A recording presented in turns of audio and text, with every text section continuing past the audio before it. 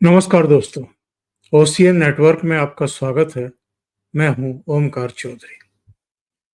चलिए, चौधरी बीरेंद्र सिंह तो कांग्रेस से भारतीय जनता पार्टी में आए थे, पद पाए, अपने लड़के को भी उन्होंने सांसद बनवा लिया, अपनी पत्नी को भी विधायक बनवा लिया, खुद केंद्र में मंत्री हो गए, राज्यसभा के मेंबर हो गए और फिर वापस कांग्रेस में लौट गए। सत्यपाल मलिक की जो पृष्ठभूमि है वो तो आप जानते हैं कि पहले वो चौधरी चरण सिंह के साथ थे। शुरुआती छात्र राजनीति में रहे शुरुआत में, फिर चौधरी चरण सिंह के साथ, फिर उनका साथ छोड़ करके कांग्रेस में चले गए राजीव गांधी के साथ। राजीव गांधी ने उनको राज्यसभा में भी भेजा, उनका साथ भी छोड़ गए, फिर वीपी सिंह के साथ चले गए। वीपी सिंह का साथ छोड़ करके फिर मुलायम सिंह यादव के साथ चले गए। मुलायम सिंह के भी नहीं हुए, अल्टीमेटली फिर भारतीय जनता पार्टी में आ गए। भारतीय जनता पार्टी ने उनको गवर्नर बनाया, एक दो राज्यों का नहीं, चार चार पांच पांच राज्यों का, एक आध राज्य का अतिरिक्त प्रभार भी रहा। इसके बावजूद उन्होंने प्रधानमंत्री नरेंद्र मोदी के खिलाफ मोर्चा खोला, दुष्प्रचार किया, सरकार की जड़ें खोदते रहे और अल्टीमेटली उनकी भी भारतीय जनता पार्टी से एक तरीके से विदाई हो गई। तीसरी शख्सियत जिनकी चर्चा आजकल चल रही है, जिनको राज्यपाल भी बनाया पश्चिमी बंगाल का, उपराष्ट्रपति भी बनाया जगदीप धनखड़, और उनकी भी जिस तरीके से उपराष्ट्रपति के पद से विदाई हुई, अब उन सारे कारणों को आप समझ रहे हैं, जान रहे हैं।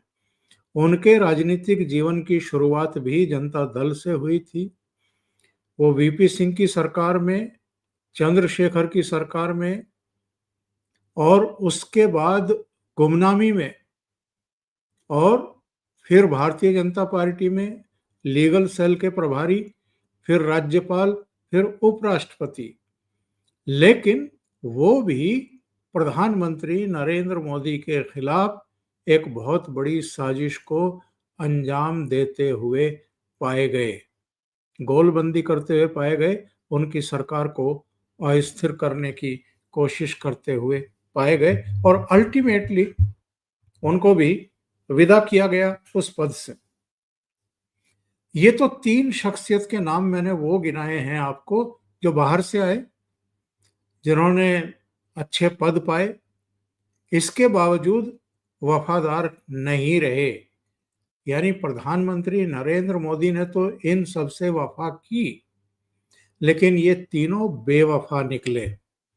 लेकिन भारतीय जनता पार्टी में नरेंद्र मोदी से डाहा रखने वाले, उनसे जलने वाले, उनसे ईर्ष्या करने वाले कोई कम तो नहीं है। लाल कृष्ण आडवाणी, मुरली मनोहर जोशी, शंकर सिंह वाघेला, केशुभाई पटेल, संजय जोशी, प्रवीण तोगड़िया हालांकि वीएचपी में थे, यशवंत सिन्हा, अरुण शौरी, डॉक्टर सुब्रमण्यम स्वामी, शत्रुघ्न सिन्हा, लंबी लाइन। नवजोत सिंह सिद्धू को भी मैं उसी श्रेणी में रखता हूं, कई और दूसरे नेता हैं।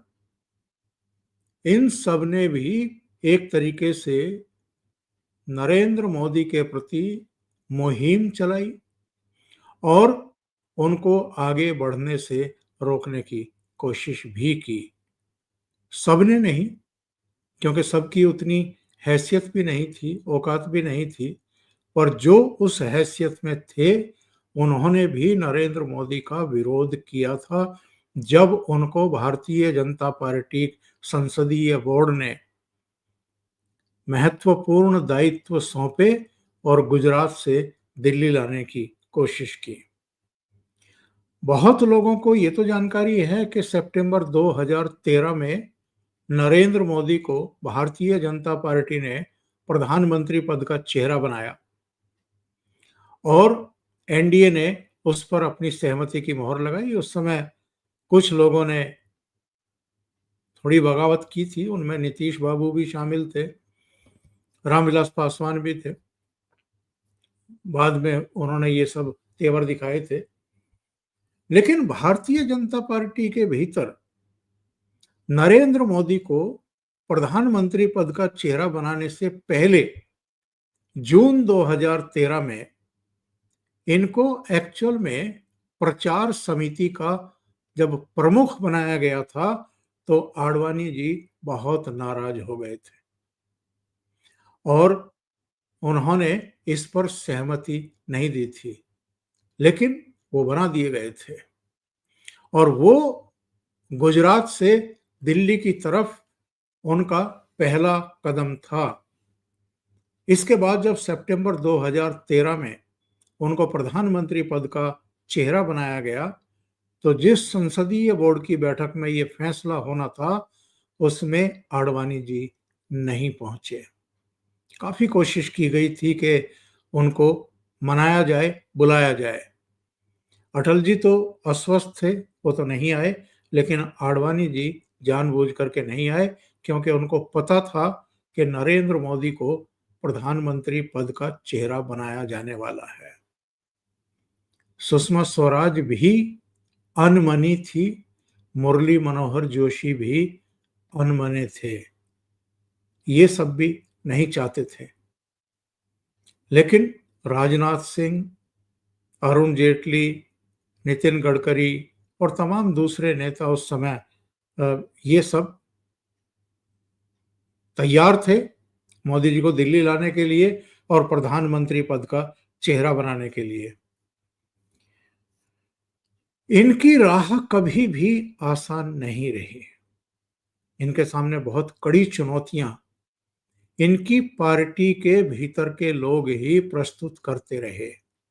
एक दौर में इनके बहुत करीबी रहे और साथ साथ जो स्कूटर पर घूमते थे ऐसे शंकर सिंह वाघेला, जब 1995 में भारतीय जनता पार्टी को गुजरात में 121 सीटें मिली तो आडवाणी जी और नरेंद्र मोदी शंकर सिंह वाघेला के पक्ष में नहीं थे। वो केशुभाई पटेल को मुख्यमंत्री बनाना चाहते थे। केशुभाई को मुख्यमंत्री बना भी दिया गया, लेकिन जब वो यूएस के दौरे पर थे मुख्यमंत्री तो वाघेला ने एक बड़ा खेल कर दिया। रातों रात 55 एमएलए खजुराहो भेज दिए एक स्पेशल फ्लाइट करके और सरकार के ऊपर एक बहुत बड़ा संकट खड़ा हो गया। वाघेला को मनाने की कोशिशें की गई, वाघेला माने, एमएलए भी वापस आए, लेकिन उनकी शर्त इतनी सख्त थी, वो नहीं चाहते थे कि नरेंद्र मोदी गुजरात में रहें, इसलिए मोदी को दिल्ली शिफ्ट कर दिया गया।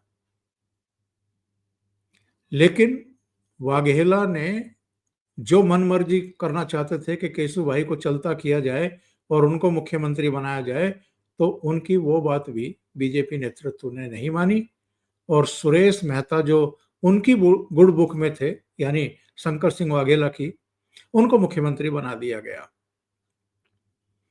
1998 में जब फिर से चुनाव हुए तब तक वाघेला गोधरा से लोकसभा का चुनाव हार चुके थे। 96 में हारने के बाद उन्होंने अलग पार्टी बना ली थी, भारतीय जनता पार्टी छोड़ दी थी।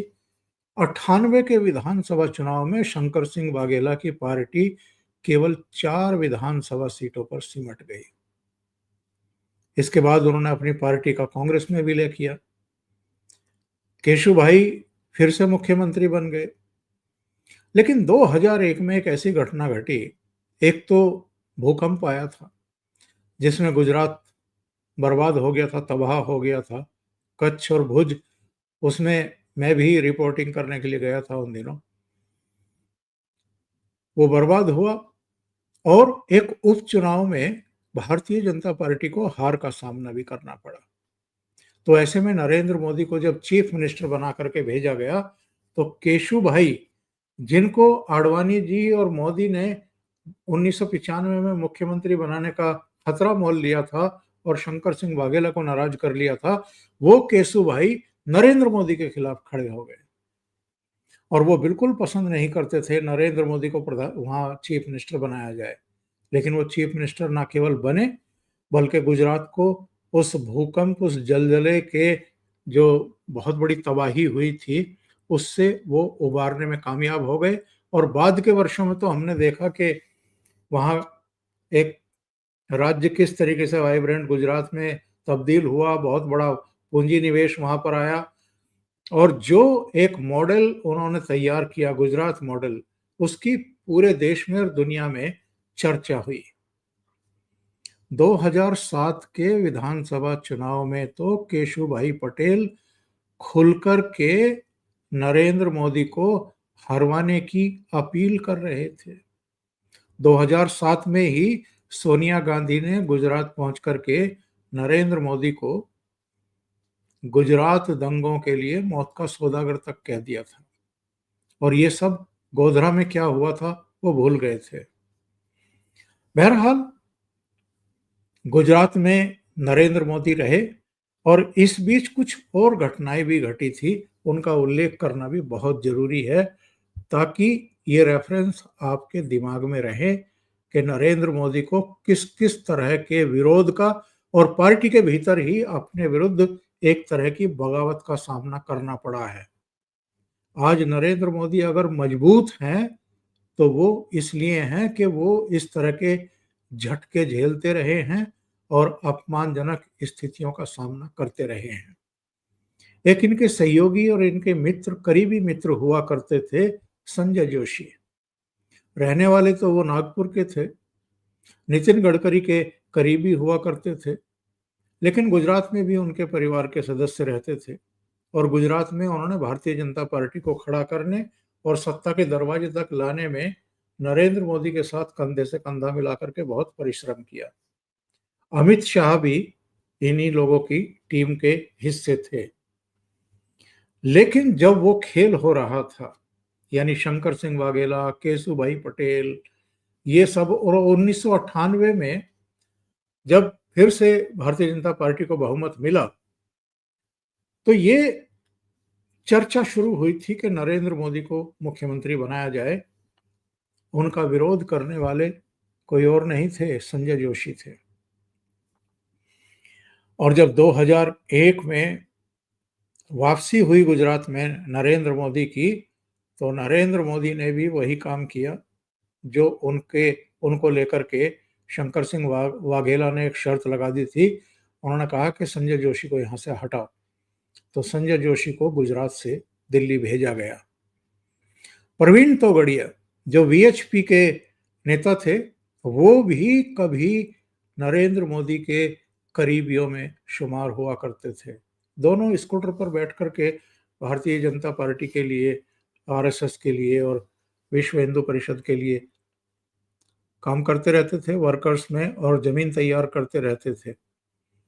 लेकिन आप जानते हैं कि प्रवीण तोगड़िया जब मुख्यमंत्री बने, तो प्रवीण तोगड़िया ने कुछ हस्तक्षेप करने की कोशिश की सरकार में, होम मिनिस्ट्री वगैरह को प्रेशर में लेने की कोशिश की, और नरेंद्र मोदी की सख्ती की वजह से वो फिर इतने नाराज हुए कि उन्होंने मोदी से एक तरीके से दुश्मनी पाल ली। बाद के वर्षों में अगर देखें तो 2009 में जब आडवाणी के नेतृत्व में भारतीय जनता पार्टी चुनाव मैदान में उतरी, लोकसभा चुनाव मैदान में उतरी, तो वो 116 सीटों पर सिमट गई। 2004 में भारतीय जनता पार्टी को 138 सीटें मिली थी, कांग्रेस को 145 सीटें मिली थी। और कई दूसरी पॉलिटिकल पार्टियों के साथ सहयोग से कांग्रेस सरकार बनाने में कामयाब हो गई थी। अगर आपकी आंकड़ों में दिलचस्पी है तो मैं ये बता सकता हूं कि 2004 के लोकसभा चुनाव में भारतीय राष्ट्रीय कांग्रेस को 145 सीटें मिली थी, भारतीय जनता पार्टी को 138 सीटें मिली थी, समाजवादी पार्टी को 36 सीटें मिली थी, बहुजन समाज पार्टी को 19 सीटें मिली थी, सीपीएम को 43 सीटें मिली थी, सीपीआई को भी 10 सीटें मिली थी, डीएमके को 16, एआईएडीएमके का खाता नहीं खुला था। एनसीपी को 9 सीटें मिली थी। टीएमसी को, ममता बनर्जी की पार्टी को 1 सीट मिली थी। शिवसेना को 12 सीटें मिली थी। आरजेडी को 24, एलजेपी को 4, टीडीपी को 5, बीजेडी को 11, जेडीयू को 6 सीटें, अकाली दल को 8 सीटें, जेडीएस को 3 सीटें, टीआरएस को 5 सीटें और अन्य 36 सीटें। तो कांग्रेस सरकार बनाने में कामयाब हो गई। 2009 में जब दोबारा इलेक्शन हुए और आडवाणी को चेहरा बनाया गया, उससे पहले वो प्रकरण भी हो चुका था, जिन्ना वाला। तो भारतीय जनता पार्टी 138 से खिसक करके 116 सीटों पर आ गई। बुरी हार हुई भारतीय जनता पार्टी की और कांग्रेस 145 से बढ़कर के 206 सीटों पर पहुंच गई। फिर से मनमोहन सिंह प्रधानमंत्री बन गए और आडवाणी का प्रधानमंत्री बनने का सपना टूट गया। सबको पता था कि आडवाणी का पानी उतर चुका है। 2014 का चुनाव नजदीक था और चर्चा चल निकली थी और उस समय तक नरेंद्र मोदी गुजरात में जो उन्होंने मॉडल प्रस्तुत किया था, उसके चलते एक चर्चित चेहरा बन चुके थे। उनको लेकर के तमाम तरह की बातें मीडिया में चलती रहती थी और उनके नेतृत्व में गुजरात में 3 बार भारतीय जनता पार्टी जीत चुकी थी, सरकार बना चुकी थी। तो उनको दिल्ली लाने की बात शुरू हो चुकी थी। प्रधानमंत्री पद का चेहरा बनाने की चर्चा भी शुरू हो चुकी थी और आडवाणी इसको पचा नहीं पा रहे थे। ना सुषमा स्वराज पचा पा रही थी, ना मुरली मनोहर जोशी पचा पा रहे थे और कई दूसरे नेता, जिनमें यशवंत सिन्हा भी थे, अरुण शौरी भी थे, सुब्रमण्यम स्वामी भी थे। बाकी तो मैं किसी का नाम क्या लूं, शत्रुघ्न सिन्हा का मैं क्या नाम लूं, वो तो 3 में थे ना 13 में थे। हाँ, पूर्व मंत्री जरूर थे। अटल जी ने उनको और विनोद खन्ना को मुख्यमंत्री बना दिया था, जो फिल्म इंडस्ट्री से बिलोंग करते थे। तो ये सब जो है किसी ना किसी तरीके से अपने को इनसिक्योर पा रहे थे कि नरेंद्र मोदी आएंगे तो शायद हम उनकी टीम में नहीं होंगे, और ये हुआ। आडवाणी जी के विरोध के बावजूद न केवल वो प्रचार कमेटी के प्रमुख बनाए गए, बल्कि बाद में प्रधानमंत्री पद का चेहरा भी बनाए गए और उनके नेतृत्व में भारतीय जनता पार्टी ने वो करिश्मा किया। 2009 में जो भारतीय जनता पार्टी 116 सीटों पर खड़ी हुई थी, 2014 के लोकसभा चुनाव में वो 282 सीटें जीतने में कामयाब हो गई। यानी अकेले दम पर भारतीय जनता पार्टी और नरेंद्र मोदी की आंधी में कहूंगा, उसमें भारतीय जनता पार्टी को 242 सीटें मिली, 282 सीटें। सेंट्रल हॉल में जब संसदीय दल का नेता चुना जा रहा था नरेंद्र मोदी को, आडवाणी भी मंच पर थे और उन्होंने एक बात ऐसी कह दी कि नरेंद्र भाई की कृपा से भारतीय जनता पार्टी फिर से केंद्र की सत्ता में लौट रही है। तो उनके भारतीय जनता पार्टी उनकी ऋणी रहेगी, आभारी रहेगी, कुछ इस तरह की बात कह दी थी।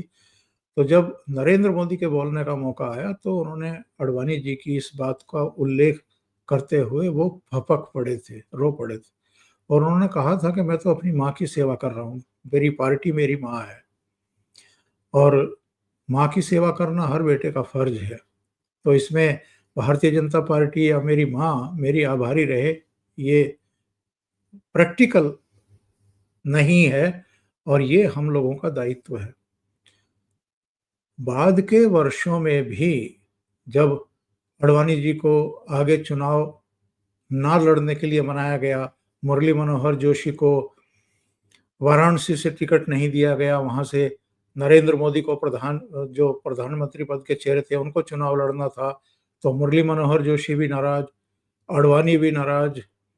सुषमा स्वराज को लगता था, चूंकि वो 2009 से 2014 तक नेता प्रतिपक्ष थी, तो उनको लगता था कि उनका हक बनता है। उधर बाल ठाकरे ने भी सुषमा स्वराज का नाम आगे चलाने की कोशिश की थी, तो सुषमा स्वराज को लगता था कि मेरी अपॉर्चुनिटी जो है वो मारी गई है।